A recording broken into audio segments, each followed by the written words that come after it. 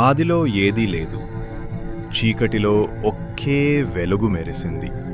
ఆ వెలుగు తండ్రి దేవుడు, మహిమగల శక్తి. లలో అపారమైన జ్ఞానం, శాశ్వత శక్తి మెరుస్తుంది. చుట్టూ బంగారు కాంతి తుఫానులా తిరుగుతూ సృష్టిని పుట్టించింది. భూమి పాపంతో నిండిపోయింది. తండ్రి దేవుడు ప్రేమతో, క్షమతో రక్షణ కోసం తన కుమారుడిని భూమికి పంపాడు. అలా యేసుక్రీస్తు తండ్రి శక్తి ప్రతినిధిగా ప్రేమ, కరుణ, శాంతి కోసం భూమికి వచ్చాడు. ఆయన చేతుల నుండి వెలువడిన కాంతి ప్రతి మనిషి హృదయంలో దేవుని ప్రేమను నింపింది.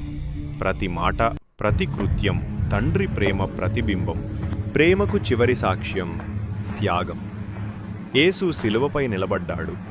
శాంతితో కళ్ళు మూసుకొని ప్రాణాలను ఇచ్చి మనం జీవించడానికి మార్గం చూపాడు. ఆ క్షణం రక్తం రక్షణ యొక్క ప్రతీక. తర్వాత ఆకాశం తెరిచింది. పవిత్రాత్మ వెలుగుల రూపంలో జనాల మధ్య దిగి వచ్చింది.